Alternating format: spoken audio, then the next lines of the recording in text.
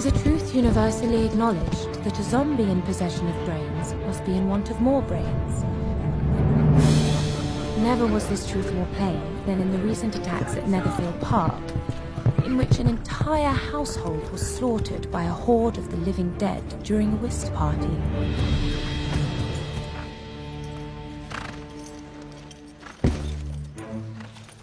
Who goes there? Who goes there? Darcy. Colonel Darcy.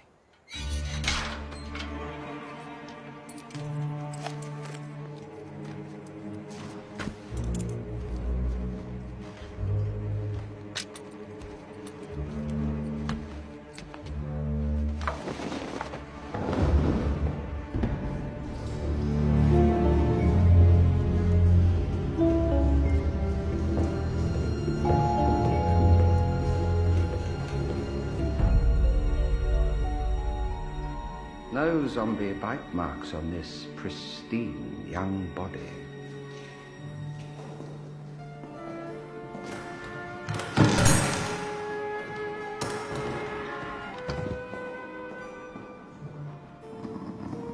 Father, how are you able to discern that the wound on my rib was from fencing? Been at this a long time, my son. I have no wound.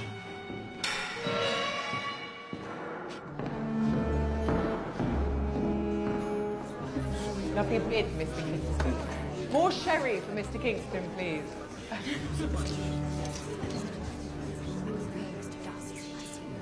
Darcy?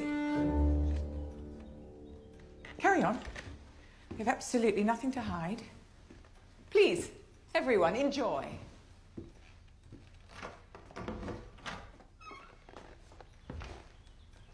Mr. Darcy. Colonel Darcy and Mrs. Featherstone, I'm here on official business.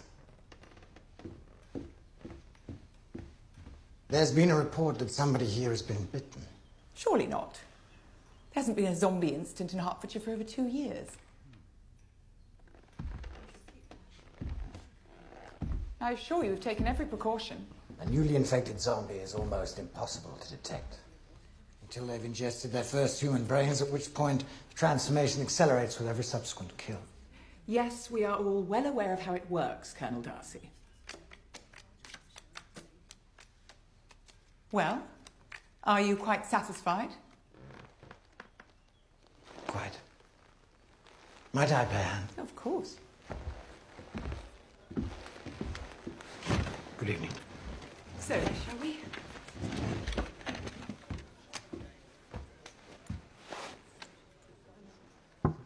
A potion? Flies, Mum. I beg your pardon? Carrion flies. They're in the possession of but one truly enviable talent. The ability to detect dead flesh. I've won the trick. Very crafty player, Mr. Kingston. I dare say that buzzing is frightfully loud. Well, it's not the buzzing that should concern you, madam, but rather when the buzzing stops.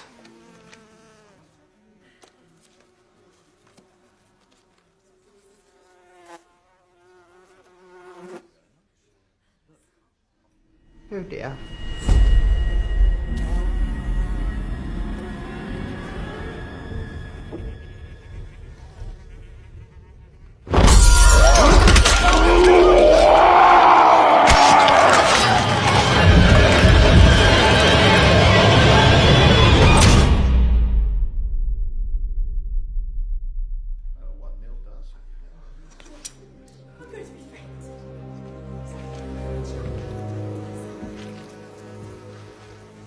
Is there anyone else present whom he would have had the opportunity to infect?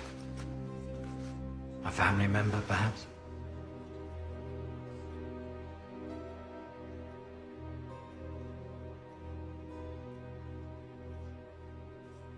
Good evening.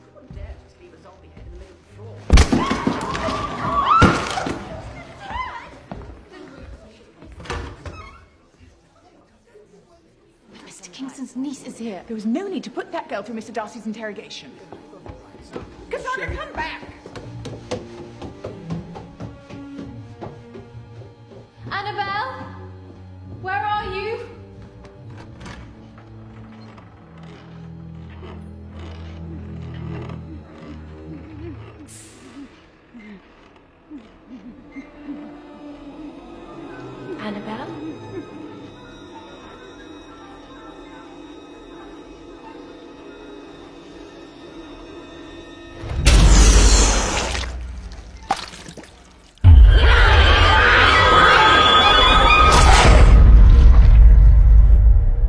wasn't always like this, my dear daughters. As the century began, Britannia was rich with the fruits of worldwide trade. From the colonies there came not just silks and spices, but a virulent and abominable plague. Naturally, many suspected the French were to blame. Are you surprised? Once bitten, the newly infected were filled with an insatiable hunger for the brains of the living. Millions perished, only to rise again as legions of implacable undead. So certain did it seem the end of days had come that even the 4 horsemen of the apocalypse are said to have ascended from hell. To protect the living, the Grand Barrier was built, a 100-foot wall encircling London. Then excavation began on the Royal Canal, a vast moat 30 fathoms deep surrounding both the city and its walls. The land twixt the 2 fortifications became known as the In-Between. At this time, it became fashionable to study the deadly arts of the Orient. Japan for the wealthy, China for the wise. In the Second Battle of Kent, one of the bridges across the Royal Canal was breached. Ravenous zombie hordes massacred every villager of the In-Between. It was said the sight of this slaughter drove young King George mad. When the battle was finally won, he ordered the destruction of all the bridges save one, Hingham Bridge, which to this day remains the only means by which to cross the Royal Canal. Many believed the enemy was finally vanquished. The gentry began to leave the safe confines of London's defences for their newly fortified country estates. But vigilance is still of the essence. Remember this. Keep your swords as sharp as your wit, for the ultimate battle between the living and the undead has yet to be staged.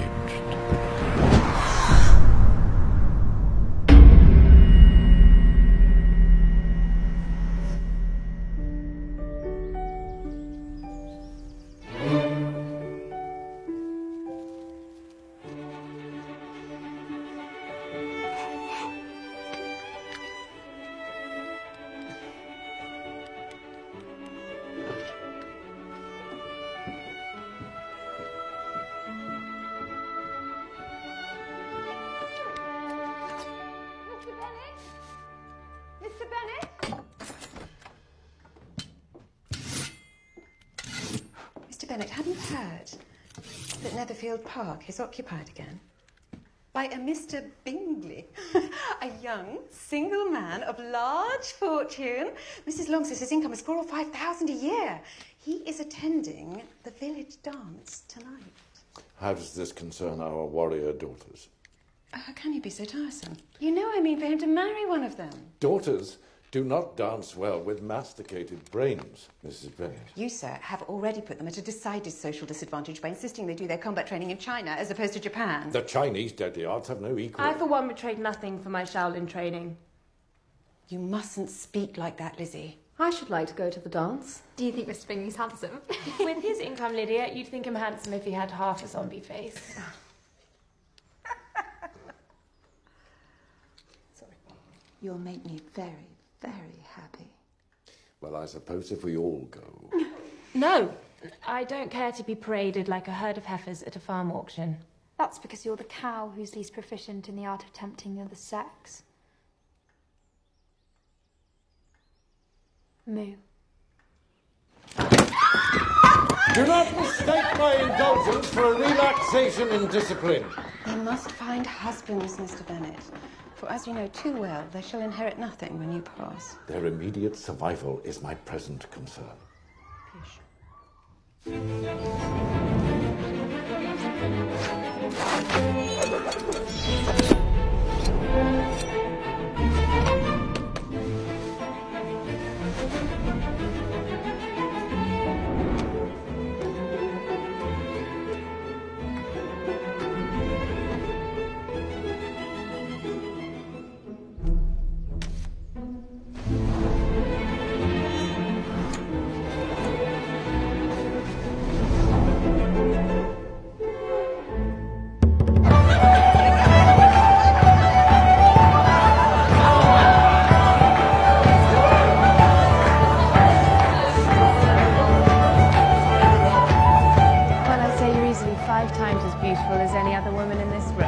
Stop it, Liz. It's true. These girls don't stand a chance. They say Mr. Bingley brought a tribe of London dandies with him. Smile, Liz. I will later.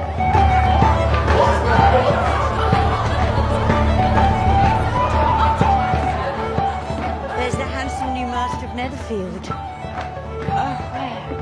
It was my understanding that Captain Bingley was in want of a wife. Oh, he is. Those are his sisters, Caroline Bingley and Louisa Hurst. They say he inherited nearly £100,000.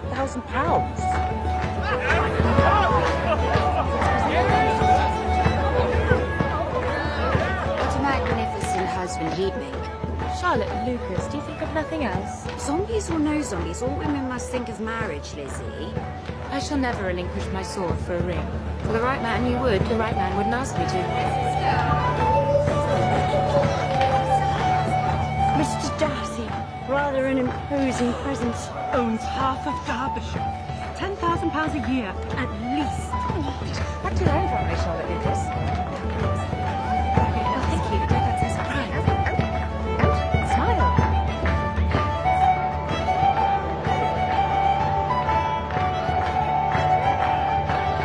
Welcome, dear friend. How are you? How are you, sir? I'm very well. How's this journey from Derbyshire? Fine. Good.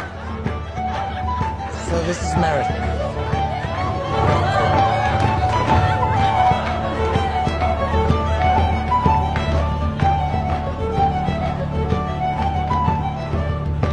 She's the most beautiful creature I ever beheld. She smiles too much. She's an angel.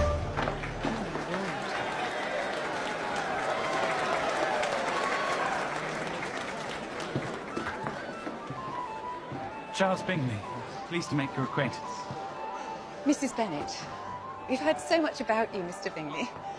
My daughters, all of impeccable character. Well, may I introduce my friend, Mr. Darcy of Derbyshire? Are you enjoying Hertfordshire, Mr. Bingley? Very much. I've heard the library at Netherfield is one of the finest. Library? Is it? Miss Bennet, may I be so bold as to request the next 2 dances, if you're not otherwise engaged? I'm not engaged. Good for you, Mr. Bingley. You chose the loveliest of my daughters. Mother! I consider dancing to be the first refinement of polished society. Don't you agree, Mr. Darcy? No, every savage can dance. Why, I imagine even zombies could do it to some degree of success. Good evening.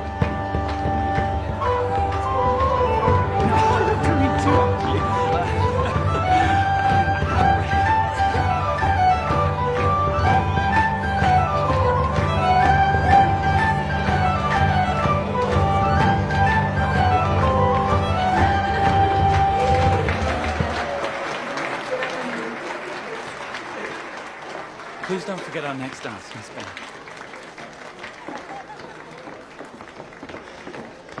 Darcy!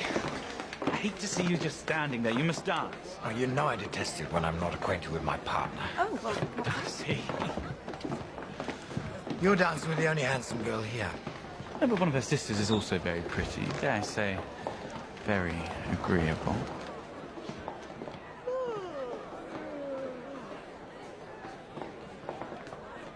Well, she's tolerable, but... Tolerable? Yes, tolerable. But not handsome enough to tempt me. Nor any other man here, apparently. Darcy, your standards, my dear fellow...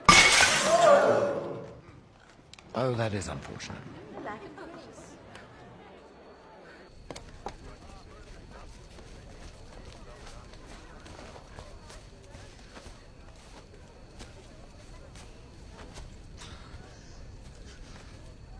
Darcy, you're an insufferable prick. Fitzwilliam Darcy. I quite detest the man. So high and so conceited, I can't endure him. Indeed. Wouldn't dance with him if you had... Mrs. Featherstone.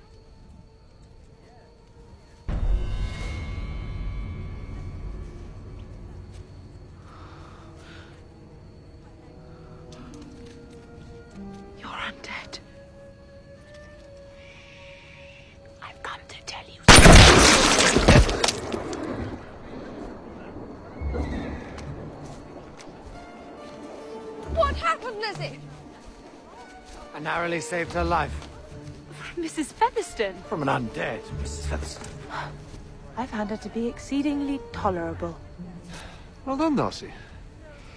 Very heroic. She was trying to tell me something. A recipe, perhaps? Laugh as much as you choose, but you shall not laugh me out of my opinion. She posed no threat.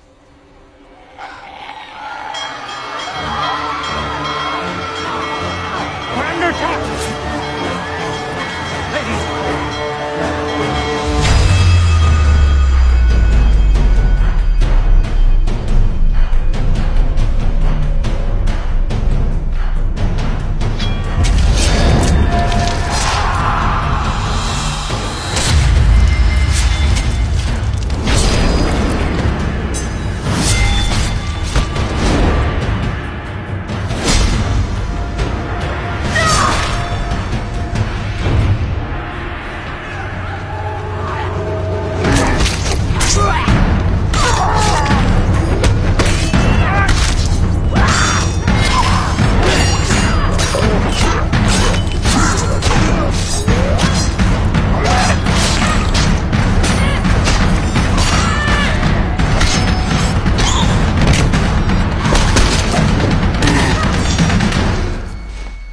Her face is rendered uncommonly intelligent by the beautiful expression of her dark eyes. And I'm forced to acknowledge her figure as both light and pleasing. And that her arms are surprisingly muscular, yet not so much as to be unfeminine.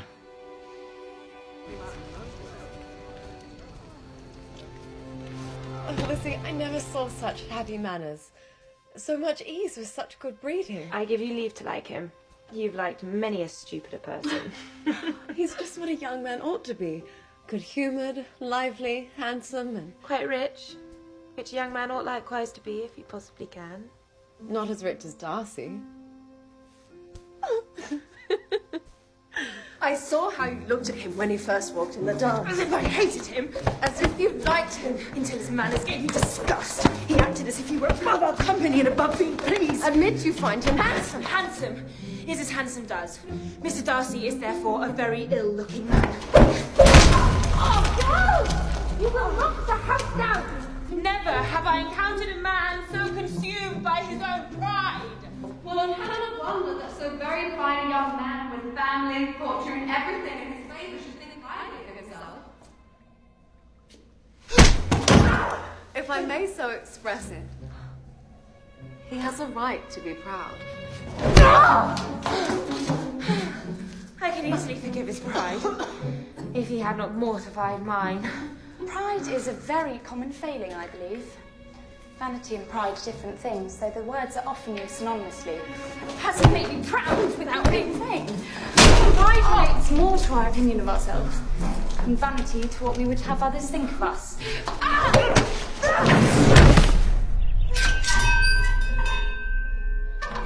A letter from Miss Jane Bennett. He saved me from a zombie. Mrs. Featherstone was quite civilized.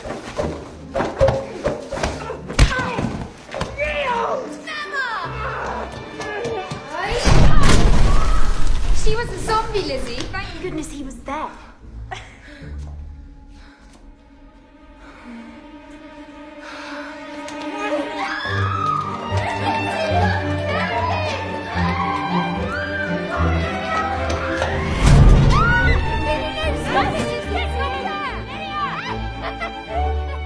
The Bingleys have invited me to tea. Oh, of course they have. What? Truly, I'd much rather go by coach. You had much better go on horseback, for it seems likely to rain. Then you must stay all night. That would be a good scheme, if you were sure they would not send her home. Mother, I really would prefer the carriage.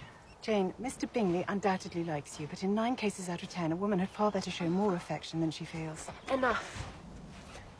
Go quickly now. The zombies spring easily from the wet earth.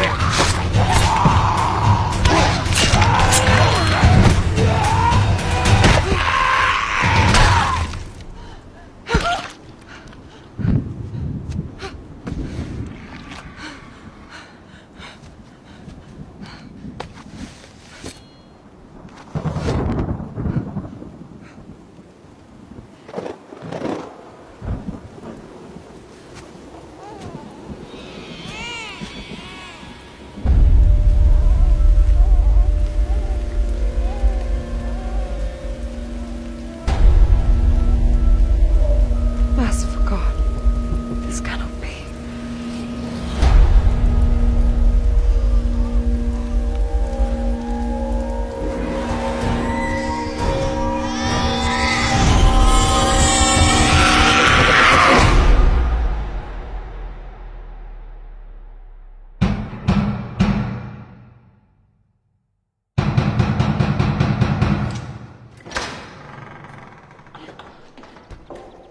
Where is she?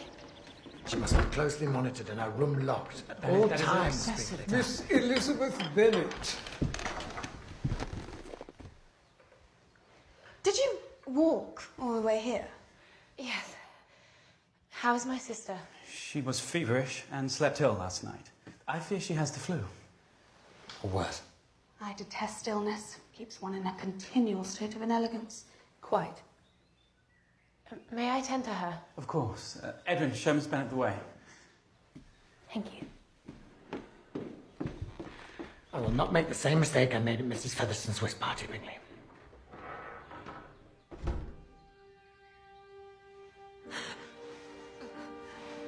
And Janie. Miss Bennet. The physician has arrived. Please.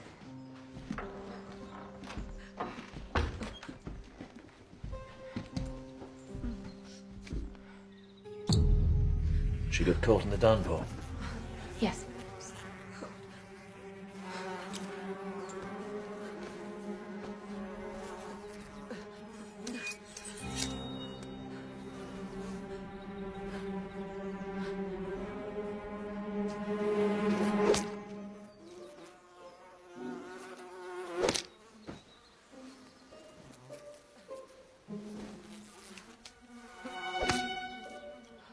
The wound, Doctor.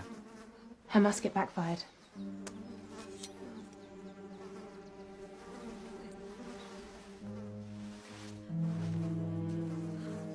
I see no indication of a bite. That was never in question.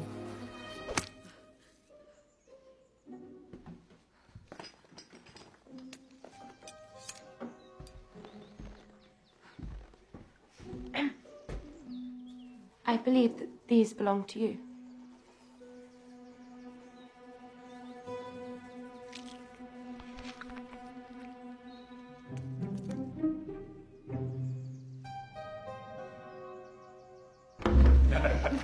Darcy, you almost seem disappointed. Louisa, you should be played that game. I won! How is she?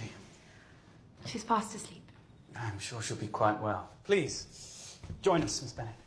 Thank you, but I'll amuse myself with a book. You prefer reading to cards? I prefer a great many things to cards, Mr. Hurst. 世の中の中は中の楽しみ心得つ I don't speak Japanese. No, of course. You didn't train in Japan. China, was it? The Shaolin Temple in Henan province. It was there that I learnt to endure all manner of discomfort. May I inquire as to the nature of this discomfort? I would much rather give you a demonstration.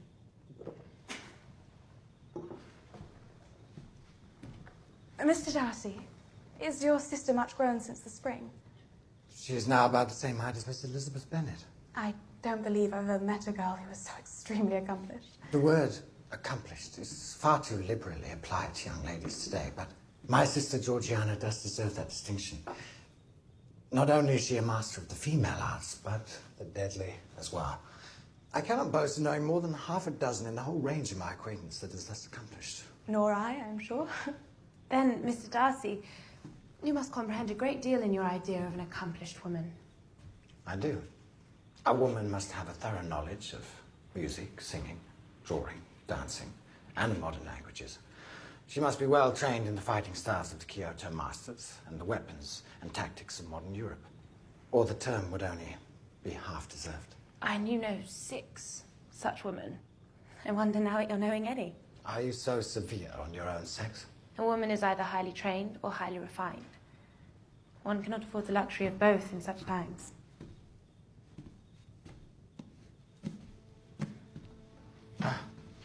L'art de la guerre. The art of war.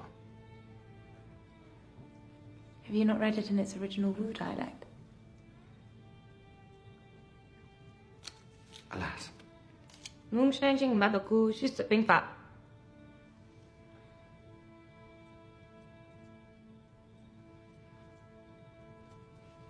I should get back to Jane.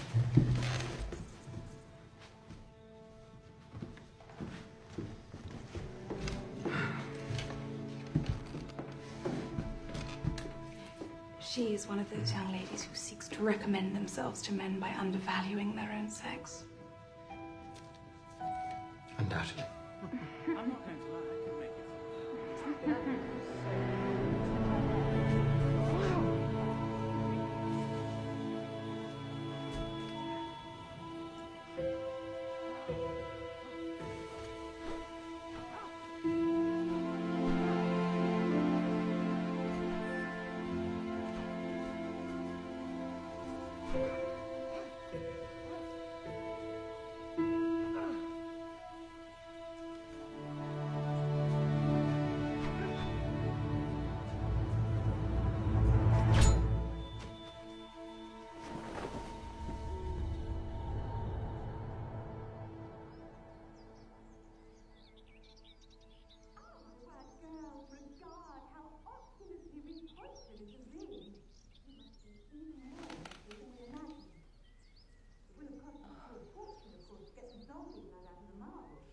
Mrs. Bennet, Miss Bennet, Miss Bennet, and Miss Bennet. Mrs. Bennet, I am so glad to see you. Oh, and sadly, just distressing circumstances. Are you here today, Jane? No? Yes! We must not trespass any longer on your kindness. Surely she is too ill to be moved.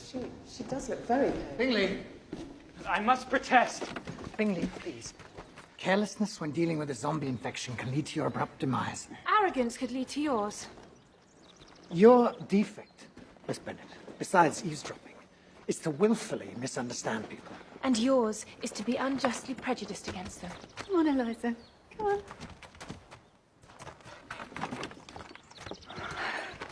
Mr. Bingley, I know just the thing to break this terrible tension and lift the spirits of the county.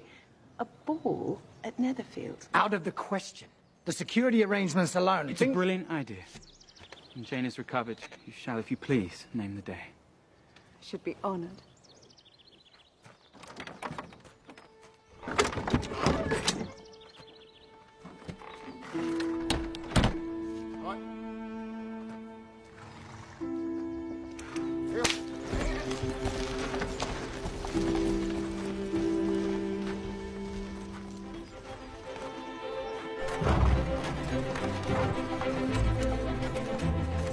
Look at her. We could have stayed on for another week in that palace. I'd risk a cold before I'd risk Darcy's blade. Oh. Mrs. Beecham's orphanage fell.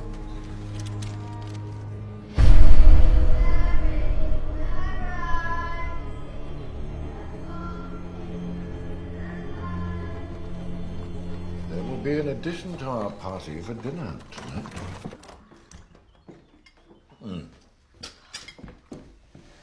hear your health is fully restored. Quite recovered, Papa. I know of no one who is coming. The person of whom I speak is a certain gentleman.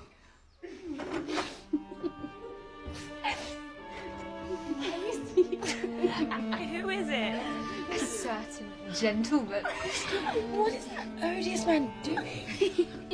He is perusing his future property. See, this estate must by law go to a male heir. Now that odious man, Mr. Collins, may, the moment I am dead, toss you all out of this house at his pleasure.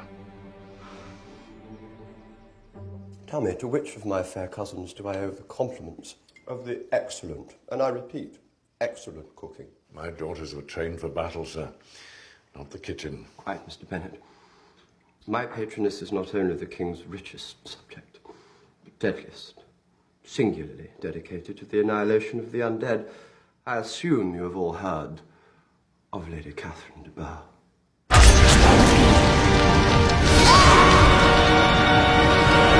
She's the most deadly swordswoman in all of Great Britain. With the agility of a Black Panther. My humble abode abuts her ladyship's estate, Rosings Park. Was she ever married? Widowed, sadly. She has one daughter, Anne, who is unfortunately of a sickly constitution. Has Anne been presented? Oh, no. No, Mrs. Bennet. Her ill health prevents it. I told Lady Catherine that the court has been deprived of its brightest ornament. I have a talent, you see, for delivering these very delicate compliments with an unstudied air. It would seem, sir, that all you lack now is a wife. I must confess, Mrs. Bennet, the fairest wifely choices be right here in this room. I declare that I am enchanted by your daughter Jane, and request to speak to her alone, if I may. Oh, dear, Parson. I'm afraid Jane is already spoken for. We expect a serious proposal imminently. Oh, fuddle. But Liz is quite available, and almost as fair as Jane.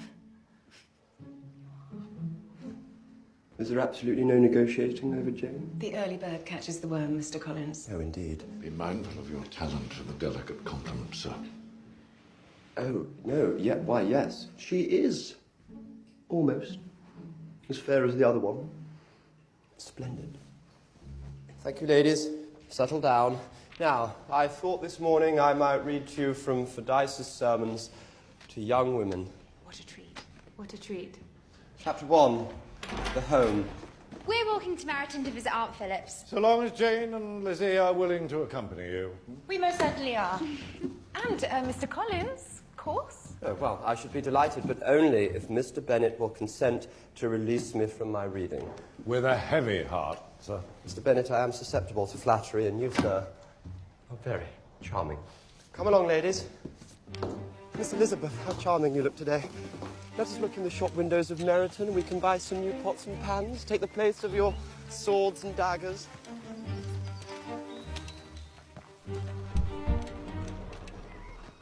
Oh.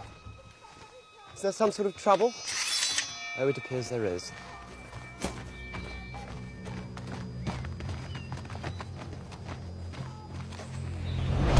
Penny McGregor's carriage. Someone's trapped inside. Jane!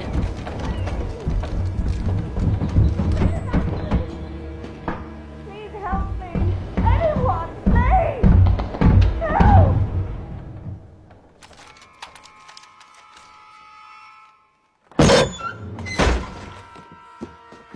That was a horrible accident. But I survived. I survived, Janie. Not in the traditional sense of the word.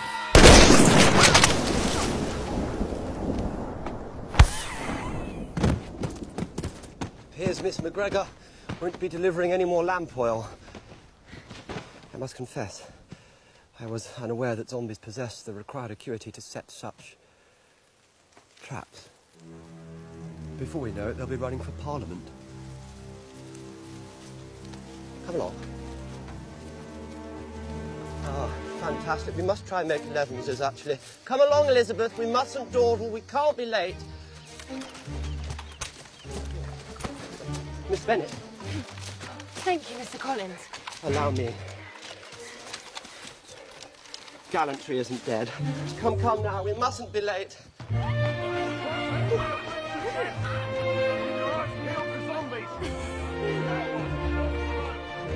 This must be the extra militia they stationed here in Meriton. Look at him. Lieutenant Denny! Who's that with him? Miss Lydia Bennett and Miss Catherine Bennett, Lieutenant Wickham, who's just been assigned to our Meriton regiment to deal with the zombie resurgence. I bet you're fearful handsome in your regiment. Lydia. Miss Jane Bennett, Miss Elizabeth Bennett, may I introduce George Wickham? He's a lieutenant. This is our cousin, Mr. Collins. Parson Collins. Aren't we overdue at the Phillips? Walk us, I fear I have a prior engagement. Mr. Wickham. Yes, enchanted. She is baking, so we mustn't be late. I said she is baking. I was very keen to be on time because apparently Aunt Philip's muffins are splendid, you see. Is that so? Yeah, and Lady Catherine herself abhors tardiness, and actually it's instilled me with a real sense of order. Thank you for accompanying us and enduring my younger sisters. It's my pleasure. Are you going to be stationed here all winter, Mr. Wickham? Well, that depends entirely what the Manky Dreadfuls have in store for us, Miss Bennett. Mr. Bingley! Oh, we were just on our way to Longbourn. Mr. Bingley, you promised you'd throw a ball at Netherfield. Are you quite recovered? She is. Then I shall begin the preparations immediately for the most glorious ball Hertfordshire has ever seen. Can Lieutenant Wickham come? Of course. An invitation shall be sent to all my fellow officers. Excuse me. Good day, Miss Jane. There you are, my beautiful nieces. Oh. Well, please join us, Mr. Wickham. No, duty calls, I'm afraid. Oh. I must know, Mr. Wickham. What is amiss between you and Mr. Darcy? Are you much acquainted with him? More than I wish to be. He's been here for less than a month and is already the least popular man in the county. Yes, it always gives me great pain to see him. I've been connected with his family from infancy. My father managed the late Mr. Darcy's estate. Darcy and I grew up together. His father treated me like a second son. I cannot begin to do justice to his kindness. He bequeathed me with the best living in his gift. I had my heart set on joining the church. But when he was slain in the Second Battle of Kent, Darcy ignored his wishes and gave my living to another man. What could have induced him to behave so cruelly? Pride. He thought me too low to be worth his consideration. I loved his father dearly, so I can never expose Darcy or challenge him to a duel. Come now, Lizzie. We must plan our trip to the North Country. I'll be right there. Or perhaps I shall see you at Mr. Bingley's ball. Perhaps. I'll be there.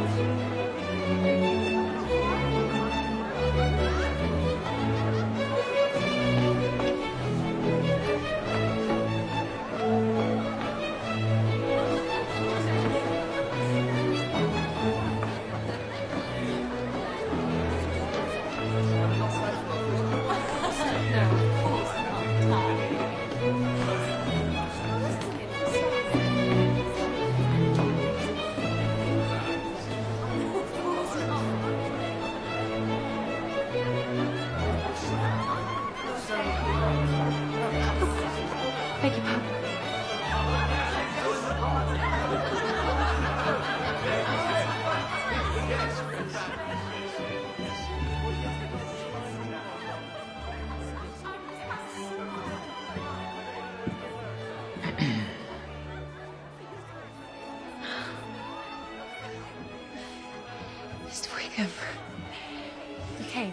As I said I would. I feared that Mr. Darcy's presence would keep you away. If Darcy wishes to avoid me, he must go, not I. I have found you, Miss Bennet. Oh. Sorry, and you are? Wickham. Oh, Mr. Wickham, I never forget a face, especially one as angelic as Miss Bennet's. I do hope you haven't forgotten our dance. Of course not, Parson Collins. Oh, allow me. Thank you, Mr. Wickham. Lady Catherine herself has praised me on my lightness of foot. I wonder, sir, how you found the time to hone such delicacy in your steps. Flattery will get you everywhere, Miss Bennet. Oh, dear. The dance seems to be getting away with us. I think it only right and proper that every clergyman should set the example for matrimony in the parish. Oh, this is my favourite moment of the dance. And now the party's in full swing. Oh, such splendour in the air. The parson may no longer lead a chaste life for my fair cousin. Mr. Collins, please keep your voice down. Splendid. Splendid work, everyone. Thank you for your attention. Everyone did valiantly. Miss Bennet, it is my intention to remain very close to you throughout all the evening. May I have the next dance? Yes.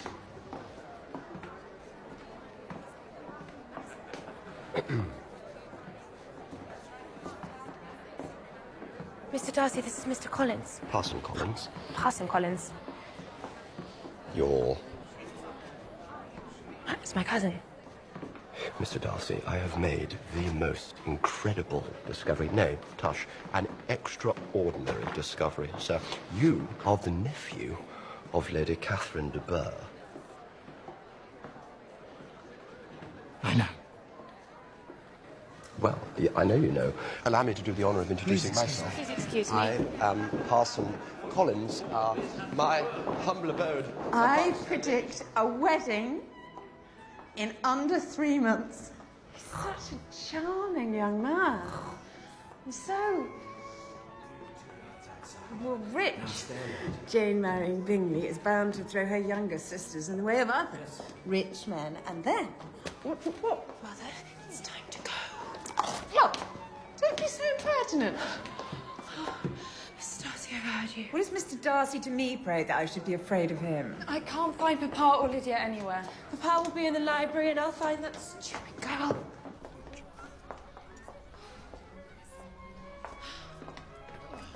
Edwin, where is dessert? Oh! Hello, Miss Bennet. Sir? We must find Darcy immediately. There's no time. Mr. Bingley. Yes.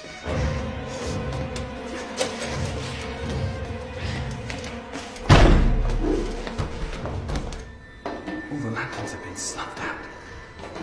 Mind your step, Miss Bennet.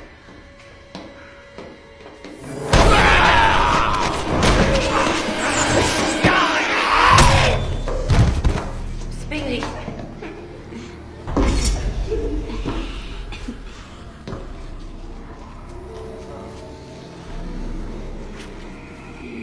You're Mrs. Beecham's orphans. We were, Miss Bennet.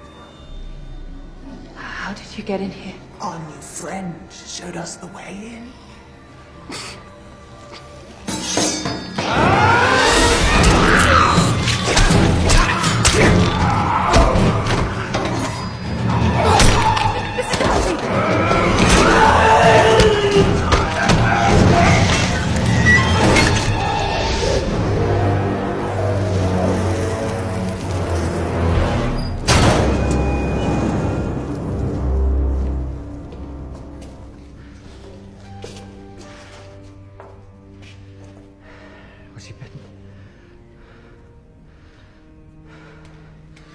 Was he bitten? No. No, he fell and hit his head. Bingley. Bingley, wake up. Come on, John.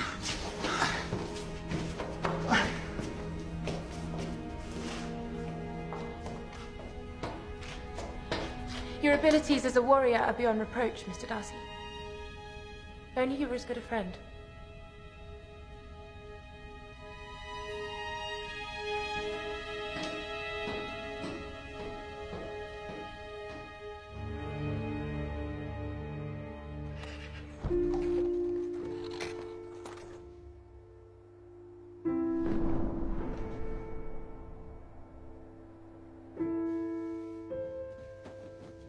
Dear Jane, we've decided to close down Netherfield and return to London. We are not sure when we shall return. The Bingleys just closed down the house and left.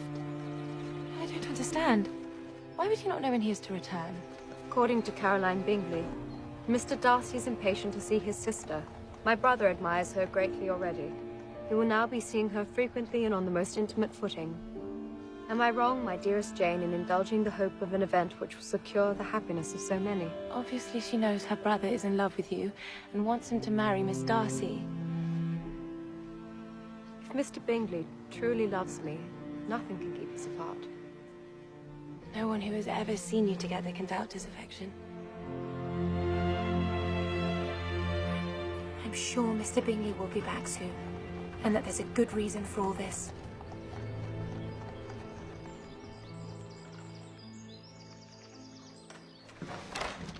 Ladies, good morrow.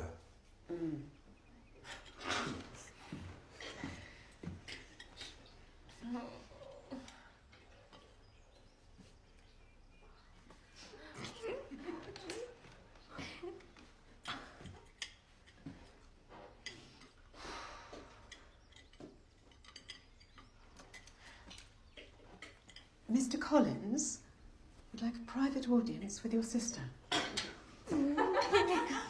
What was this? Out! Go on, out! Come on, Lisa, there's nothing to say. Jane.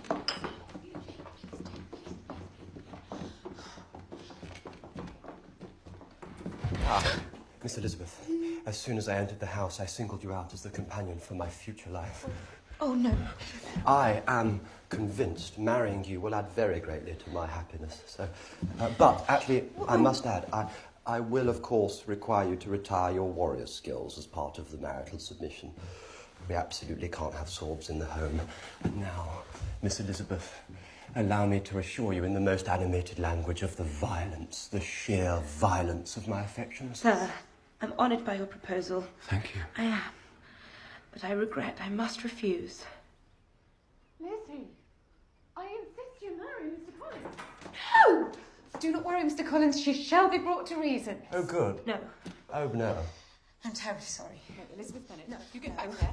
You get back there. No. And you face up to your future. Elizabeth, excuse me. Mr. Bennet! You must come and make Lizzie marry Mr. Collins.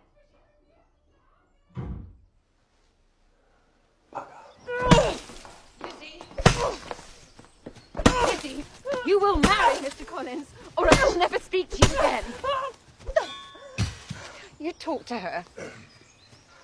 Lizzie, an unhappy alternative is before you. Your mother will never speak to you again if you do not marry Mr. Collins. And I will never speak to you again if you do.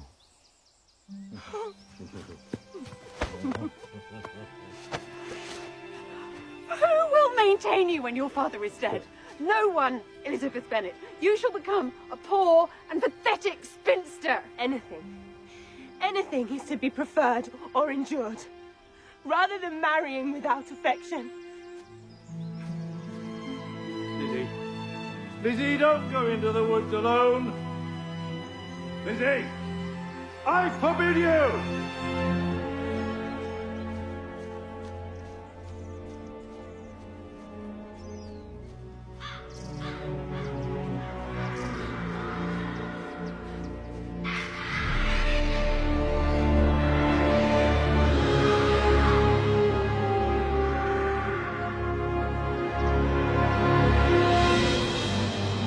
Elizabeth.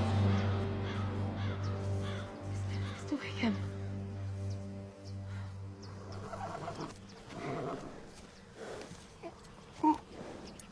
You vanished at the ball. Yes.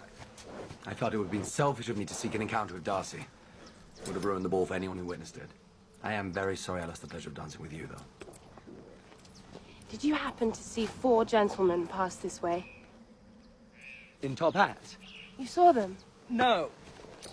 But they were undoubtedly pallbearers. This is a cemetery. Miss Bennet?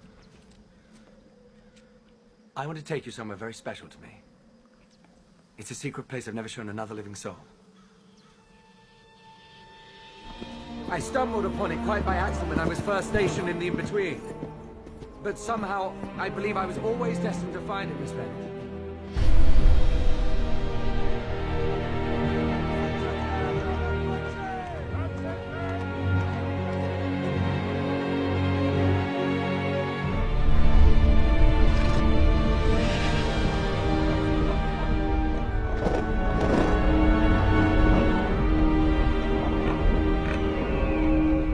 You go in. I'll join you after I see to my horse.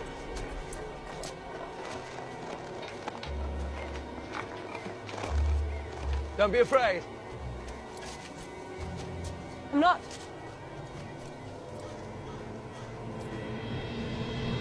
And I brought your fathers out of Egypt, and he came under the sea, and the Egyptians proud of their fathers with chariots and horsemen at the Red Sea. And when they cried with the Lord, he put darkness between you and the Egyptians, and brought this upon them. He that believeth in me, though he were dead, yet shall he live. You're quite rude. And Jesus cried out with a loud voice. No, don't. It's all right. Happy are those who are called to his supper.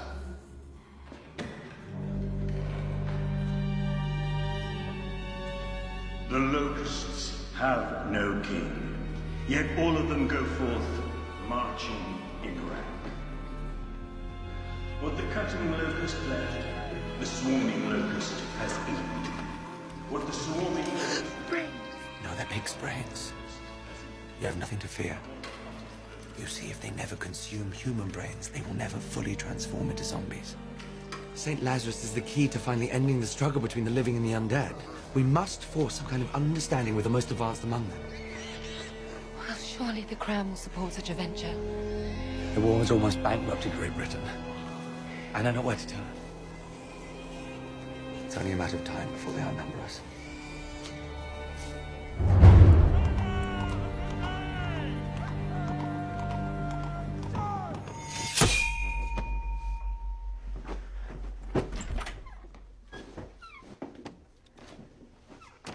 Liz? Charlotte? I didn't know you were coming to visit. I have some news. I'm engaged to be married to Mr. Collins.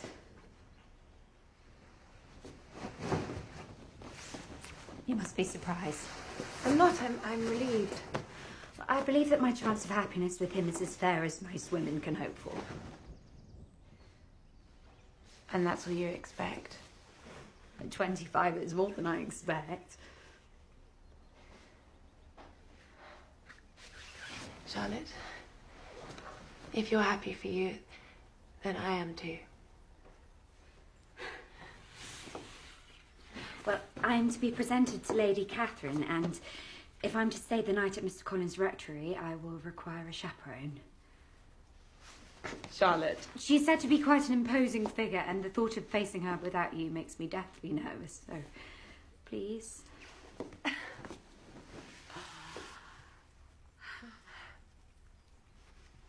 I'll come. But I have one stipulation. Anything. Now, when we meet Lady Catherine, a simple curtsy will suffice. Maintain eye contact, but don't speak unless spoken to, please. Lady Catherine's favourite blackguard. They can't move. Yeah, look at this. You could tickle him with a feather. Oh, an extraordinary sight, is it not? Oh, such splendor. Lady Catherine smiting the undead Lucifer, majestic.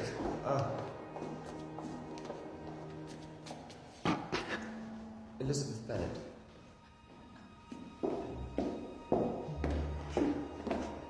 The four horsemen of the zombie apocalypse. When they appear, the end of days is nigh. This way. Yes.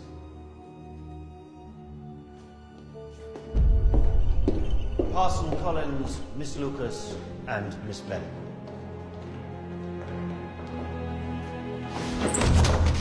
Sorry. Lady Catherine. Mr. Burr. Lady Catherine. So you are Elizabeth Bennet? Yes, I am, your ladyship. This is my daughter.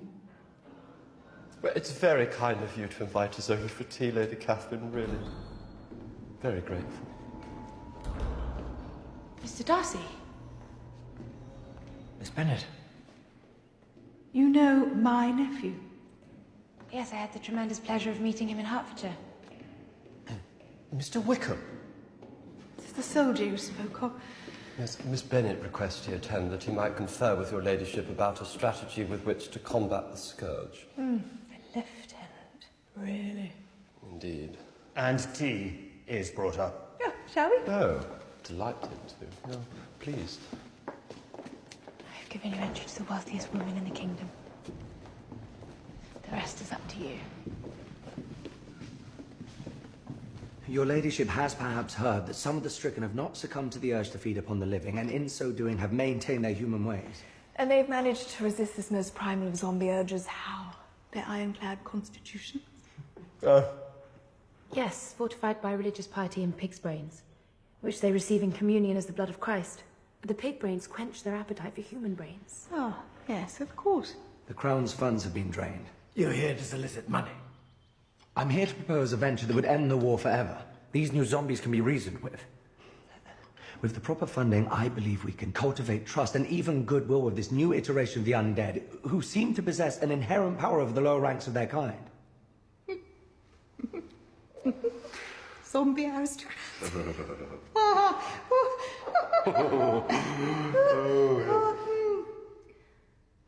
I prefer to think of them as souls lost in purgatory. Yeah.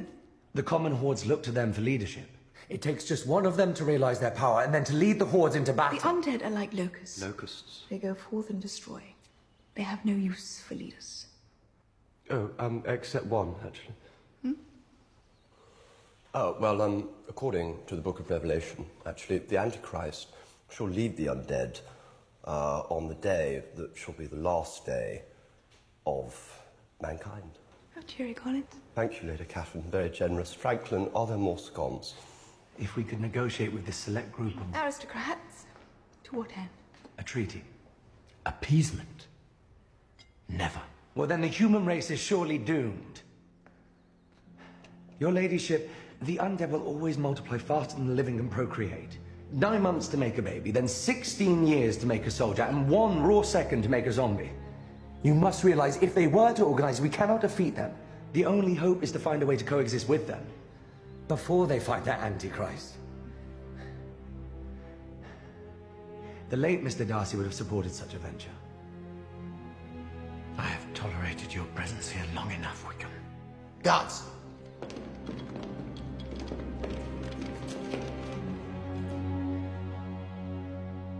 Please do remember this moment, and the opportunity so glibly spurned.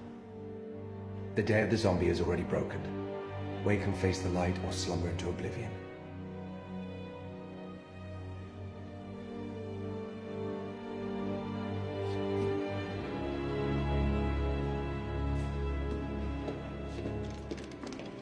Mr. Darcy, you are as unfeeling as the undead.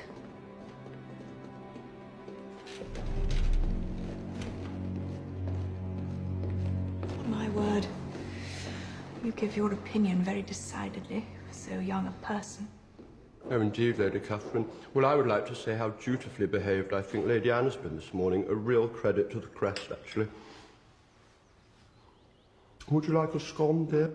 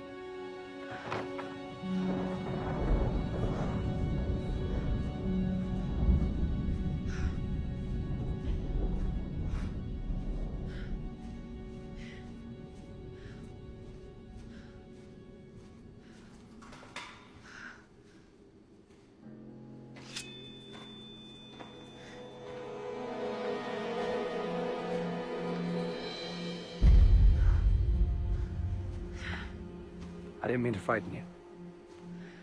You didn't. No, of course not. Rosings is the safest place in England. You see, that's the problem.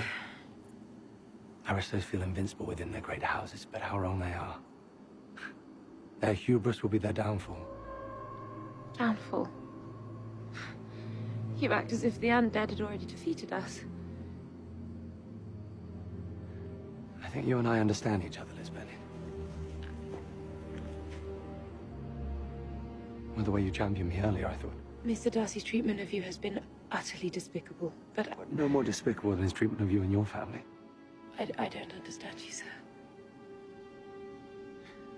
It was Darcy that persuaded Bingley to stay clear of your sister and leave Netherfield. Why? Because he believes your sister to be inferior to his friend. Darcy also convinced Bingley that she's after his fortune and doesn't truly love him. How could you possibly know this? Men talk. Darcy brags about it with his intimates. Miss Bennet, run away with me. You have crossed a line, sir. We're far beyond lines now, Miss Bennet.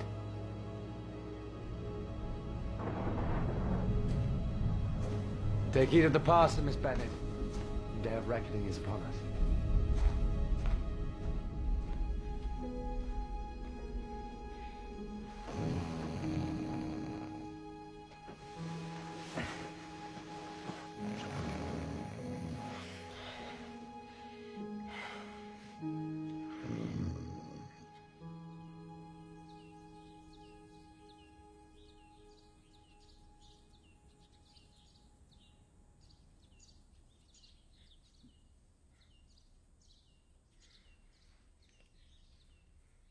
Charlotte?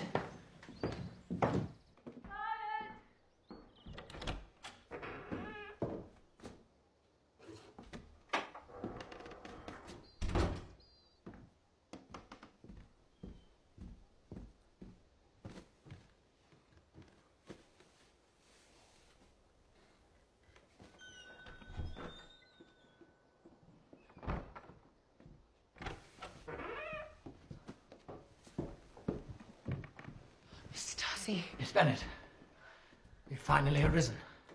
How fortuitous. There are some words I must say. Please do be seated.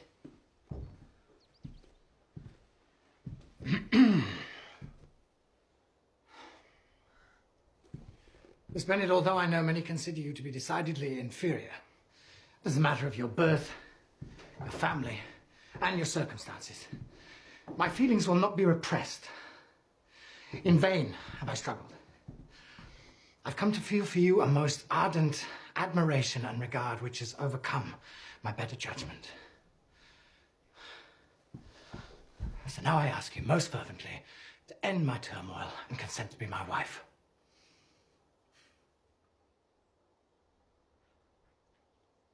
If I could feel gratitude, I would now thank you. But I cannot. I never desired your good opinion, and you have certainly bestowed it most unwillingly.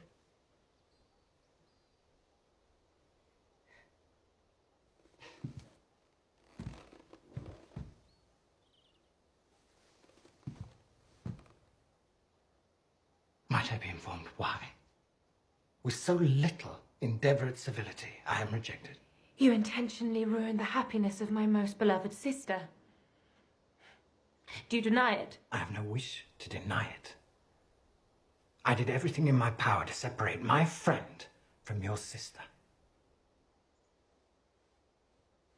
How could you? Because I perceived his attachment to her to be far deeper than hers to him. I believed her to be indifferent. Indifferent? She's shy!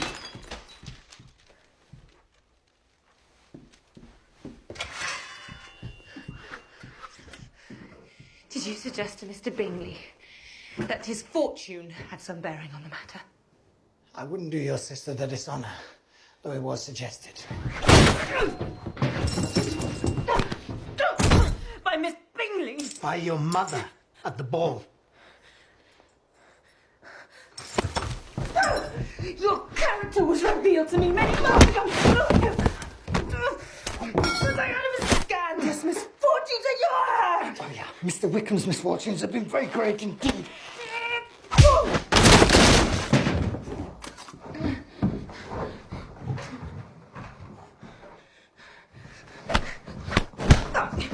You withhold the advantages that you know were designed for him. This is your opinion of me. Then I thank you for explaining it so fully.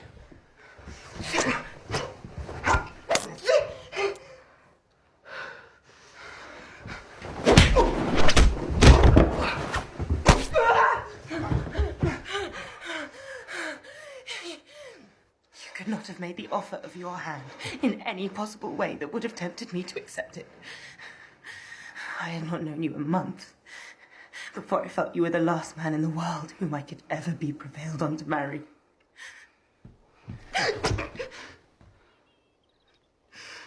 You said quite enough, madam. I fully comprehend your feelings, and now I've only to be ashamed of what my own have been.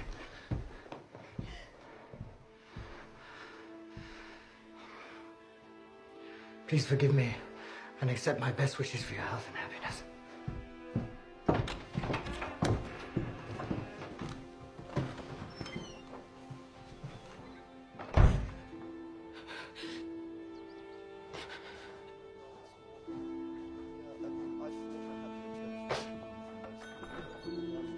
Hello, good afternoon. Wonderful to be back. Oh, heavens. What happened, Lizzie? This is an antique. Irreplaceable. Lady Catherine herself delivered this to me. Mr. Darcy. From the shores of China. Mr. Darcy came by the cottage. Came here. Fabulous. This will need clearing up, Elizabeth.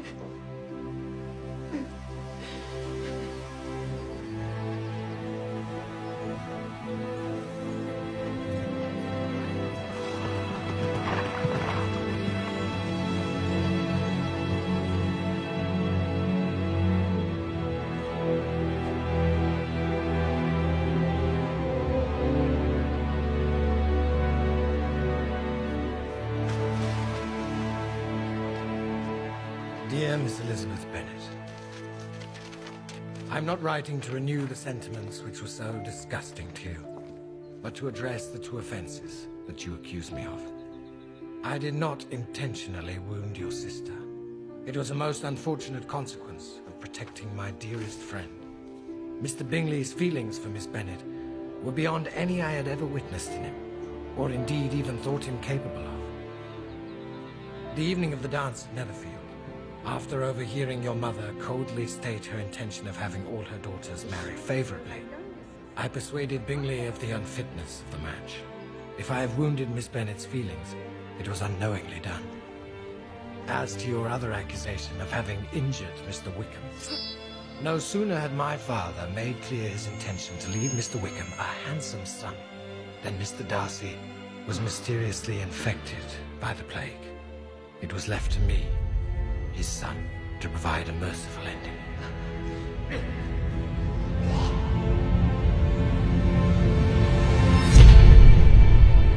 Still, I gave Wickham the inheritance my father left.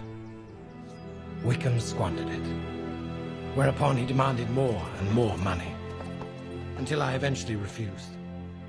Thereafter, he severed all ties with me. Last summer, he began a relationship with my 15-year-old sister, and convinced her to elope. Mr. Wickham's prime target was her inheritance of £30,000, but revenging himself on me was a strong additional inducement. Fortunately, I was able to persuade my sister of Mr. Wickham's ulterior motives before it was too late. I hope this helps explain, and perhaps mitigate, my behavior in your eyes.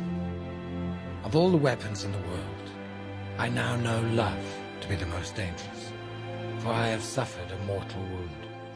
When did I fall so deeply under your spell, Miss Bennet? I cannot fix the hour or the spot, or the look or the words which laid the foundation. I was in the middle before I knew I began. What a proud fool I was. I have faced the harsh truth that I can never hope to win your love in this life, and so have sought solace in combat.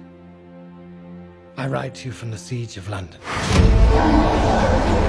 There is now a cunning design to the zombie attacks. I sense a dark hand is at work here, guiding the enemy, Miss Bennet. By taking London, they've increased their ranks 100-fold. Come on, lads! Now we endeavor to keep them trapped within the Great Wall. This wasn't a random act of some mindless horde. They struck the palace and both houses. They cut off our head before we could cut off theirs. Keep fighting. Come on, men! If we should fail to contain them, then they're breaching a bridge. It'll be as if a great dam has broken, and they'll reach Hertfordshire swiftly. And in overwhelming numbers. Dear Miss Bennet, I implore you to be ready.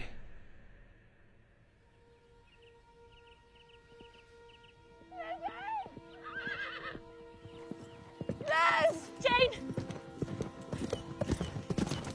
Jane? Jane, what is it? Wickham's run off with Lydia. She's barely more than a child. I never could have imagined men to be so improper. To be such a blackguard. What are we to do?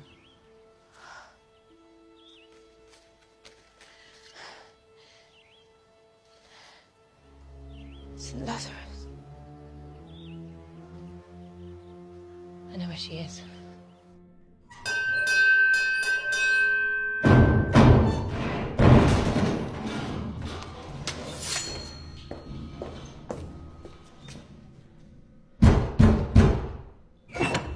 You have a very small estate here, and yet we endure it. I have urgent business to attend to. A falsehood of the most scandalous nature has reached me. That you intend to be united with my own nephew, Mr. Darcy. Is this true? I do not possess your frankness, your ladyship. You may ask questions I may not choose to answer. Let me be rightly understood, Miss Bennet. Darcy has been promised since infancy to my daughter. Well, then you can have no reason to suppose he made me an offer. Are you engaged to him or not? I'm not. And will you promise me never to enter into such an engagement? I will make no such promise. Then I shall protect the dignity of a far superior man. Do you dare to face me in combat? I do not. For to take arms against you, milady, would be to take arms against England. Quite right. My proxy will have to suffice. Wilhelm.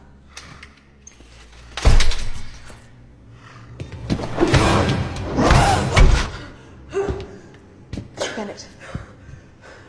Do you concede? I do not. My courage always rises at every attempt to intimidate me.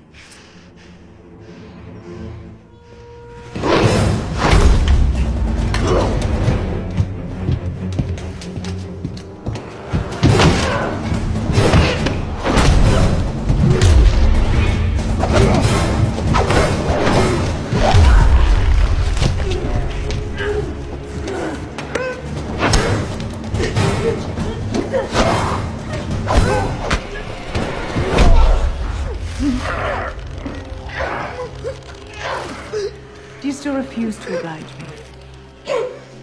I do!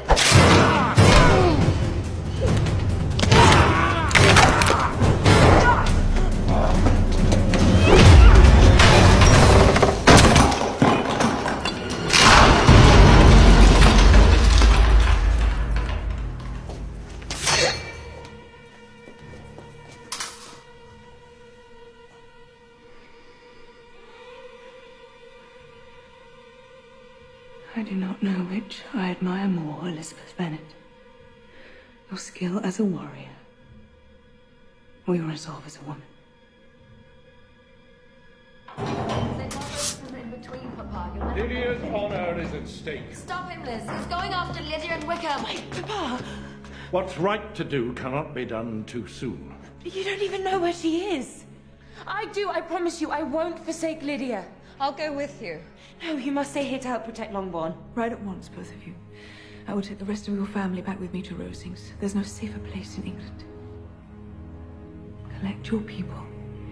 It's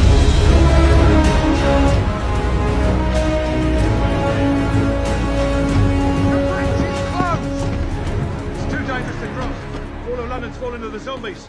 We have urgent business on the other side. This bridge is rigged with all the explosives left in England. It's to be detonated tomorrow at dawn, when the last squadron withdraw from the in-between. Our boys can't hold them much longer. If the undead of London take the bridge, well, the rest of England will surely be lost. Nevertheless, we must cross over.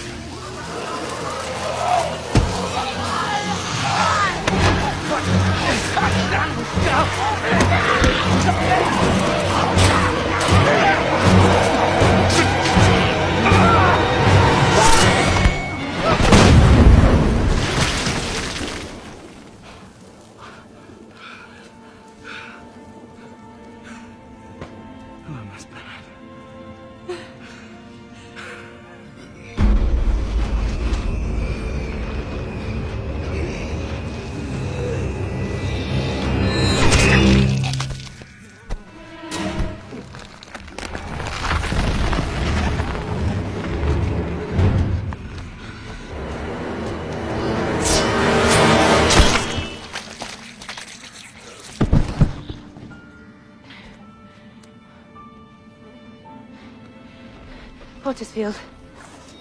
Yes, quite. Pardon? This. What we're standing on.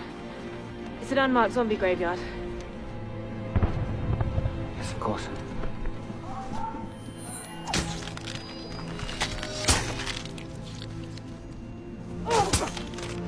Miss Bennet, what possible cause could the two of you have for leaving Hertfordshire and entering into the in-between? If adventures will not befall a young lady in her own village, she must seek them abroad. We had no choice. Wickham has run off with Lydia. He's taken her to where his zombie aristocrats congregate. St. Lazarus.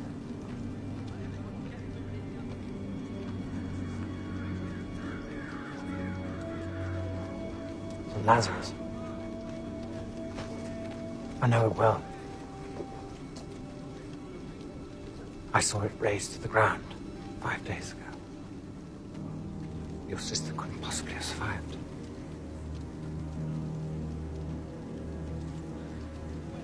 I'm profoundly sorry for your loss. Colonel Darcy.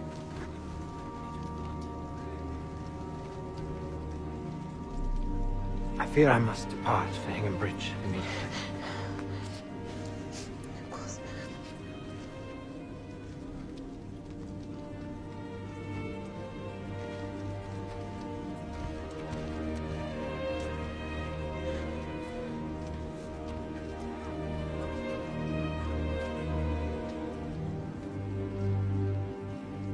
Let's see how reasonable his aristocrats are after their appetites have been whet. On my mark. Now. Dawn breaks at 5 o'clock tomorrow. I'll make it back. Of course you will, old man. The order must be given at first light, no matter what. I'll give the order.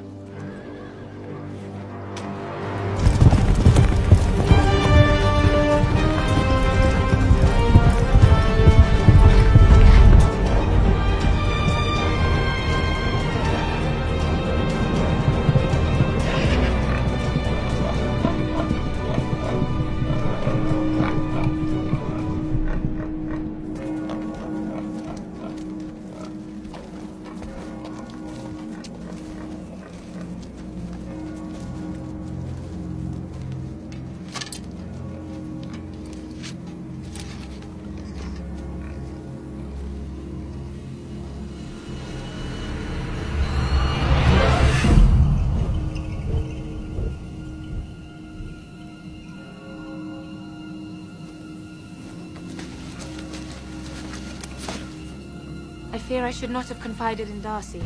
Fear the hordes of ravenous unmentionables that are swarming our way. Liz, London has already fallen, and the Grand Barrier burns as we speak.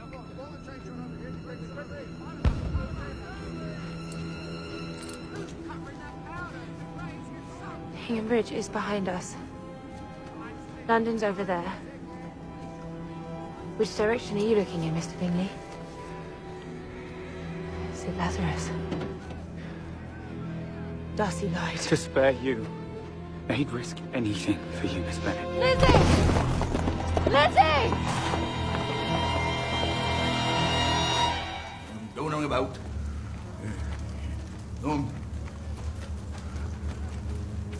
Zombies wouldn't do that. My eye. Who would steal the brains of dead soldiers? Almighty Lazarus, to whom all souls are open, breathe life into our hearts by insertion of your divine spirit.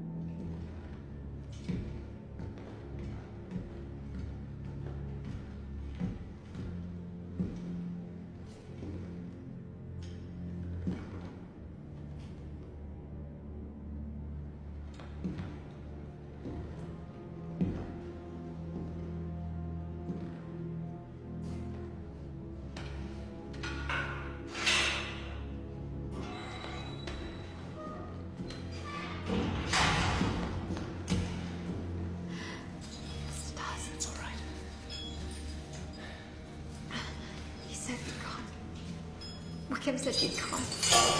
Mrs. Darcy.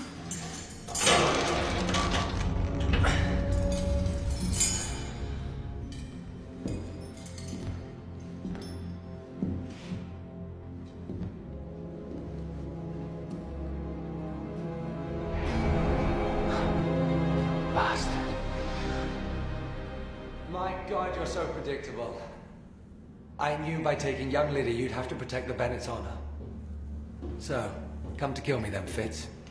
On the contrary, I've come to make you an offer. The Bennets have authorized me to offer you a commission of £10,000 to return Lydia and leave England for good. Well, very noble of you to deliver the Bennet's offer, Fitz, but I'm afraid my answer is no. And is there no financial inducement that could convince you to do the honorable thing, George? None. You see, money is of no use to me now.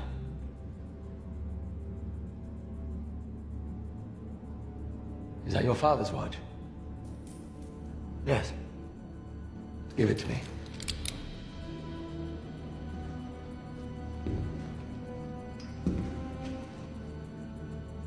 No.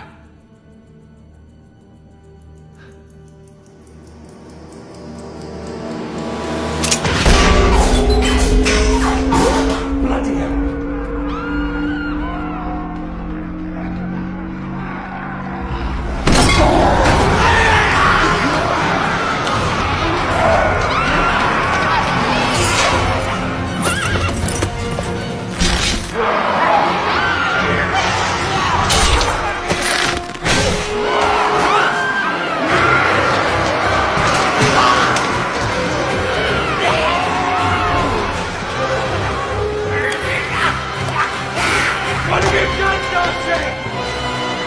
I said them!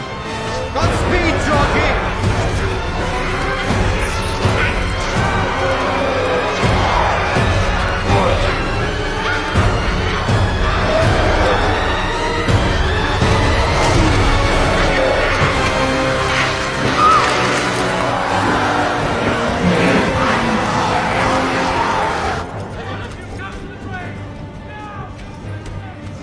Lydia, listen to me. You have to get across Hingham Bridge. As long as Wickham lives, England is in peril. Go, Lydia! Go!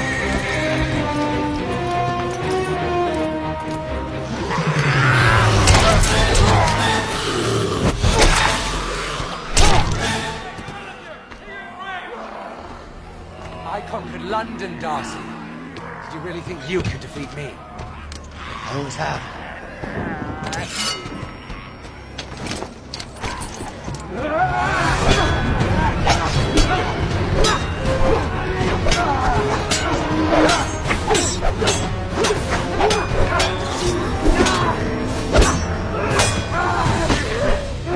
You're a traitor, George. No, Fitz. I'm a king!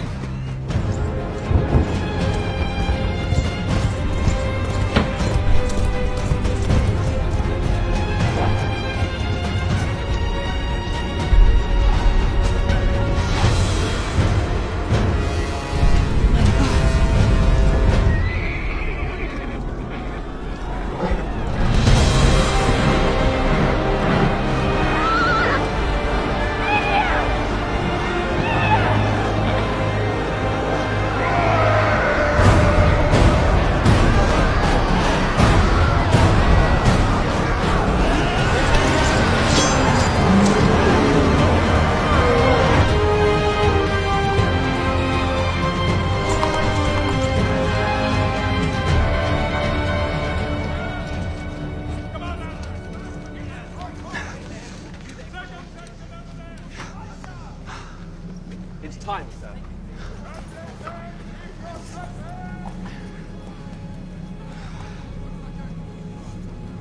So it is.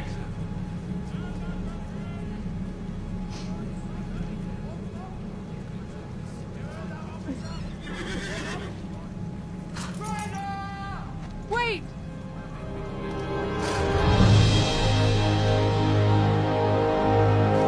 Lydia! Where are the others?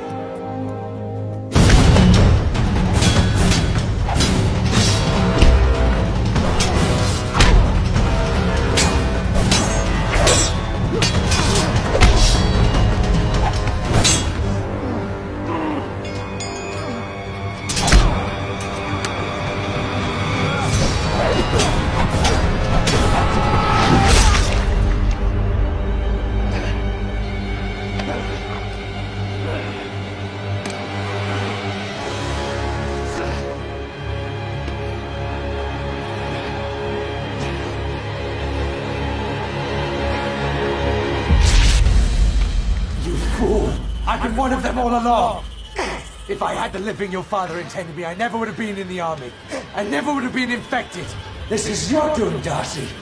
Suppressing my hunger was easy. They needed God. I had my hatred of you to sustain me. The four horsemen have risen from hell. The zombie apocalypse is here. I am the one the undead have been waiting for. The one to lead them. Every life I take, every atrocity I commit, is on your head.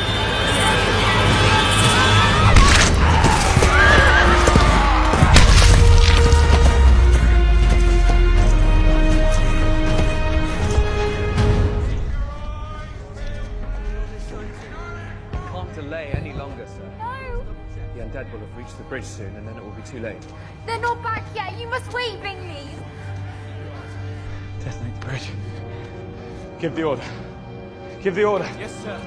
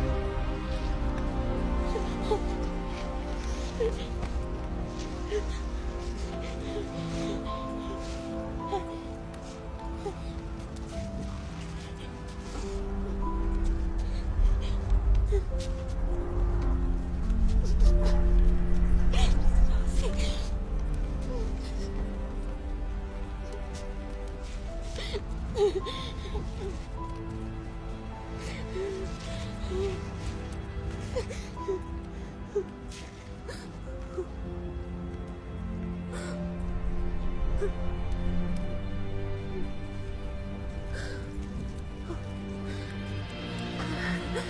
very first moment I beheld you, my heart was irrevocably gone.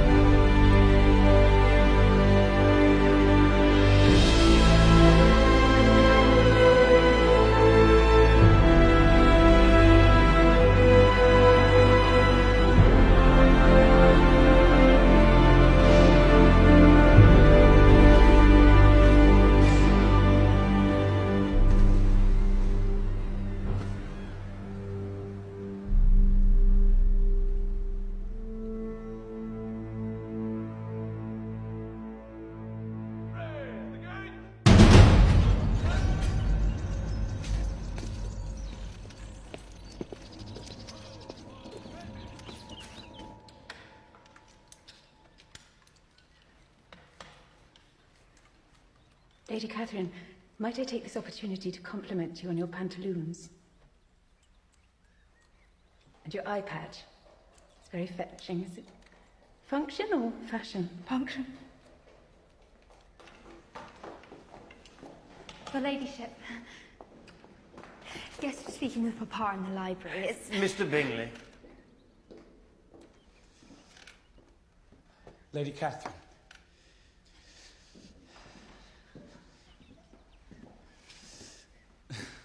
This is all rather embarrassing.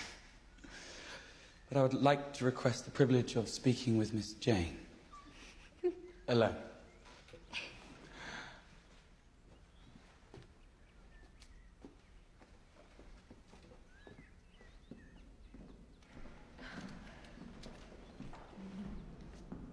Mr. Darcy. My favourite nephew, who lay unconscious for so long that when we'd heard you'd risen, we'd feared you'd join the ranks of the undead. Any word from the canal? It's holding for the time being.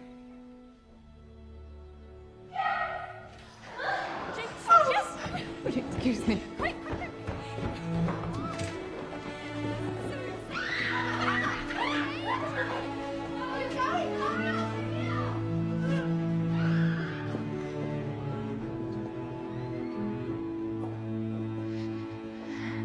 Miss Bennett.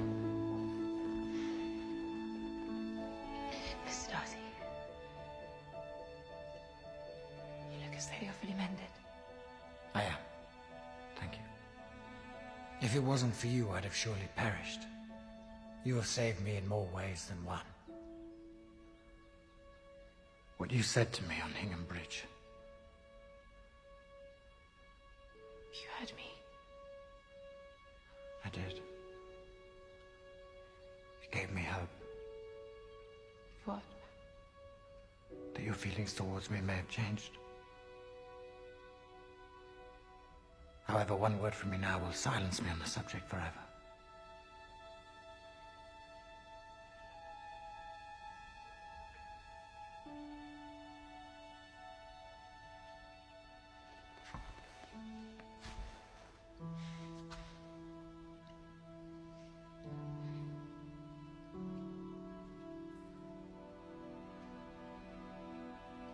You are the love of my life, Elizabeth Bennet. So I ask you now, half in anguish, half in hope, will you do me the great, great honor of taking me for your husband?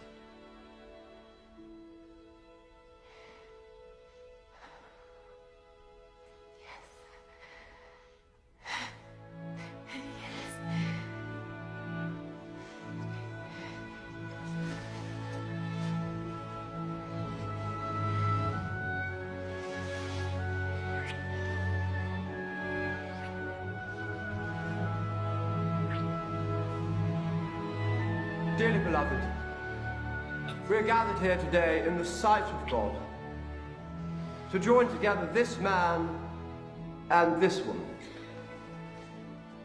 and this man and this woman in holy matrimony. I now pronounce you man and wife, and man and wife. You may now kiss Mr. Darcy, the brides. You may now kiss the brides.